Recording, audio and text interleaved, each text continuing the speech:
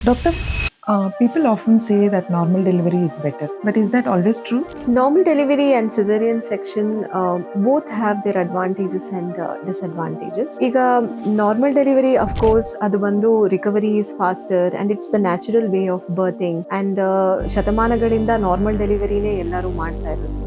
But caesarean is no less. ಕೆಲವೊಂದು indications ಇರುವಾಗ, ಅವಶ್ಯಕತೆ ಇದ್ದಾಗ ಡೆಫಿನೆಟ್ಲಿ ಪ್ಲಾನ್ ಸಿಸೇರಿಯನ್ ಮಾಡಿ ನಾವು ನಾರ್ಮಲ್ ಡೆಲಿವರಿ ಆಗದೆ ಇರೋವಂಥದ್ದು ಇಲ್ಲ ಅದರಿಂದ ಆಗೋ ಕಾಂಪ್ಲಿಕೇಶನ್ಸ್ನ we can try to avoid. ಈ ಕಾಲದಲ್ಲಿ, ಹಳೆ ಕಾಲದಲ್ಲಿ ಎಲ್ಲ 10-12 ಮಕ್ಕಳನ್ನ ರಿಪ್ರೊಡ್ಯೂಸ್ ಮಾಡ್ತಾ ಇದ್ರು. ಸೊ ಒಂದು ಮಗುಗೆ ಈ ಕಡೆ ಆ ಕಡೆ ತೊಂದರೆ ಆದರೆ it was okay, people would take it, acceptance ಇರೋದು.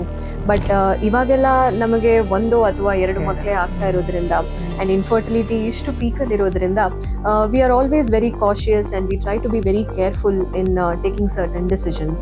ಸೊ ಇವಾಗ ಕೂಡ ಮಾಡರ್ನ್ ಮೆಡಿಸನ್, ಎವಿಡೆನ್ಸ್ ಮೆಡಿಸನ್ ಇಂದ ಸಿಸೇರಿಯನ್ ಮಾಡೋದ್ರಿಂದ ಕ್ವಿಕ್ ರಿಕವರಿ ಇದೆ and patient experience less pain and ಮುಂದೆ ಹಳೆ ಕಾಲದ ಥರ ಇಲ್ಲ.